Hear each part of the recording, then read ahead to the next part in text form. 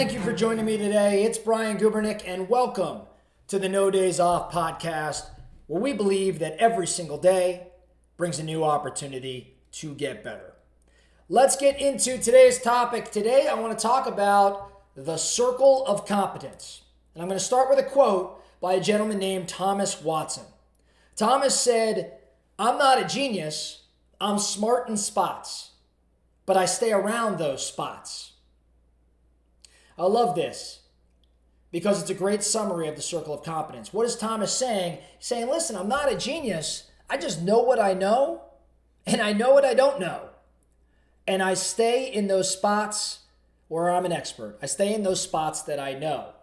And as a result, I probably appear to be a genius to some. The circle of competence is a fairly obvious concept, but one that I think oftentimes we ignore or neglect. Maybe our ego causes some of that. See, when ego and not competence drives what we do, what we undertake, we end up with blind spots. If you know what you understand, though, then you know where you have an edge over others. When you're honest about the knowledge you're lacking, you know where you're vulnerable, where you're exposed, and where you can improve. So understanding your circle of competence improves your decision making and improves the likelihood of positive outcomes. So there's really not a definitive checklist for figuring out your circle of competence. I think if you're thinking about this concept right now, and you reflect on your world, your business world, your personal world, given what I just shared around competence, knowing what you know and knowing what you don't know, you probably can figure out a couple areas in your life where you'd say, you know what? I'm very competent in this respective area. And then there's probably some other areas where, let's call it what it is, maybe that your ego is making you believe, or you're at least putting out to the world that you know what you're talking about. Maybe you do have a lack of understanding and you're operating outside of your circle of competence. If you don't have at least a few years and a handful of failures under your belt in that respective subject, odds are you're probably not competent in that particular area. An example of this: for most of us, climbing Mount Everest is probably outside our circle of competence. Not only do we have no real idea how to do it, but even more scary, if we attempted it, we don't even know what we don't know. So if we studied hard, I guarantee we could figure out the basics, right? Like we could figure out the training, the food, the gear, the process, the time of year, all the things an outsider could quickly know. We could read all about it. But at what point would you be satisfied that you knew enough to get up there and back with your life still intact? How confident would you be in this assessment? There are, unfortunately, hundreds of bodies across Everest of people that, unfortunately, again, thought that they could go up and down and make it back alive, and they did not. Now, those that do make it, what do they have to do? Well, most of them, if not all of them, have to rely on specialized knowledge, on an expert, on somebody that works in their circle of competence, and those people are known as the Sherpa. And the Sherpa are indigenous to the region. They grew up in the shadows of the mountain, and they're uniquely placed to develop a circle of competence necessary to get to the top. So the point being, you can learn and read and study, but you still may not be competent. Everest is an extreme version of that. So how do you know when you have a circle of competence? Within our circles of competence, we know exactly what we don't know.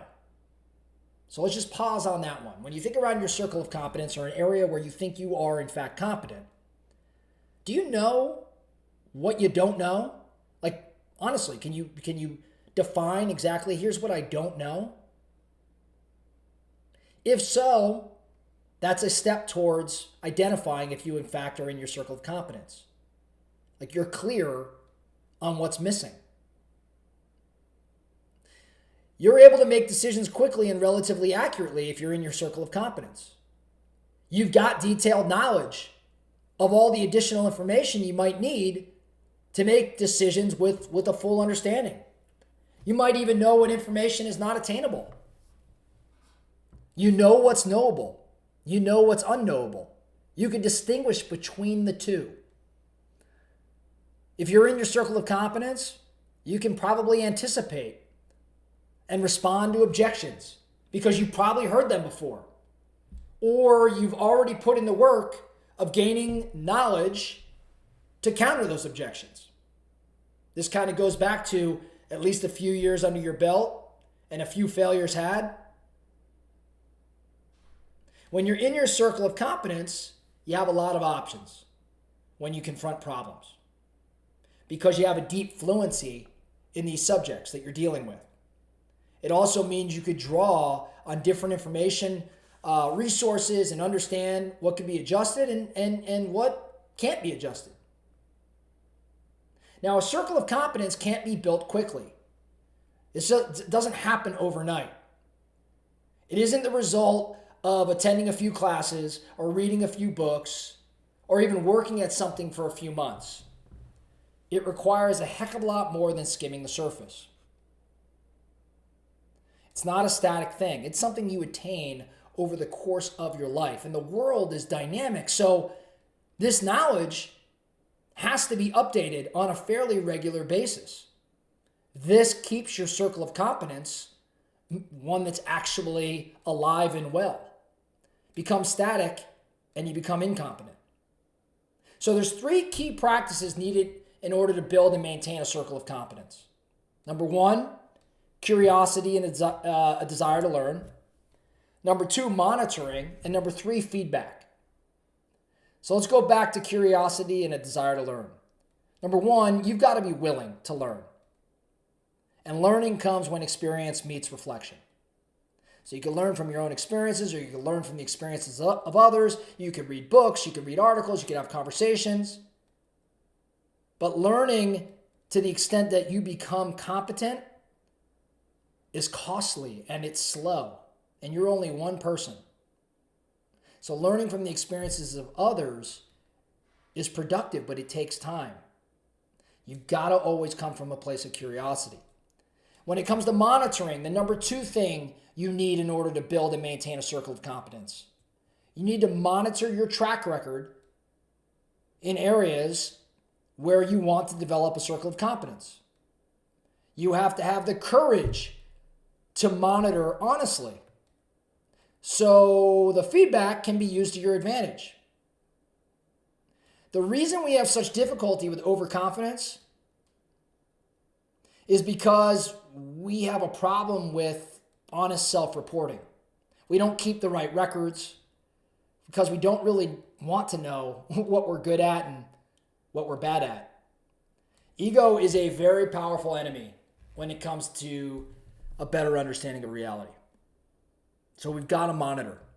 Lastly, you must occasionally solicit external feedback. External feedback. We need others to tell us their opinion of our level of competency. This helps us build that circle of competence, but it's also very critical for maintaining that circle. Now, operating outside of our circle of competence, how do we go about doing that? Well, we've got to operate outside of our circle of competence. I know many times we say, okay, if you're not the specialist, then you got to hire for it or you got to leverage it. And sure, that is a tactic, that's a strategy.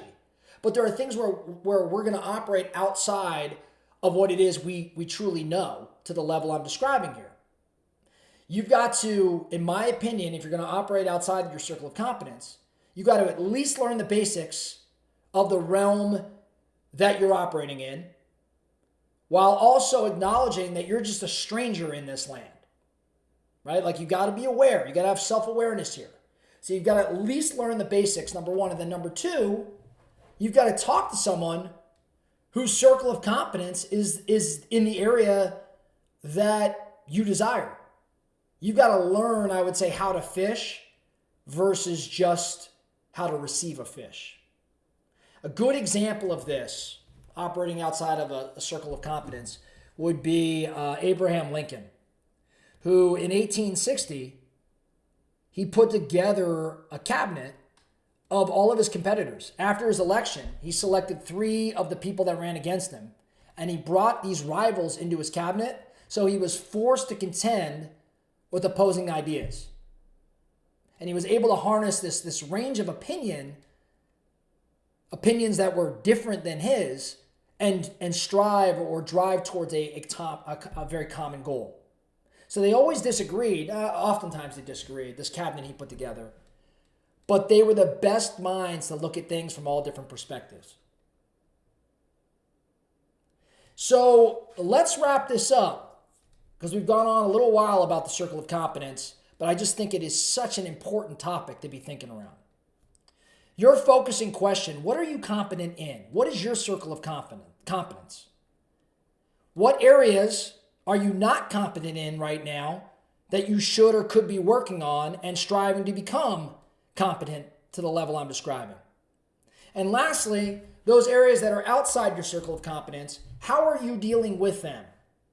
Are you outsourcing? Are you leveraging? Are you gaining a degree of knowledge so you are more intelligent around these areas, though not the expert just yet? This is a big self-awareness concept, and I encourage all of us to look in the mirror today and assess our circle of competence. That's all we have for today, the No Days Off podcast. Thank you so much for listening. And remember, every single day brings a new opportunity to get better. So let's get after it.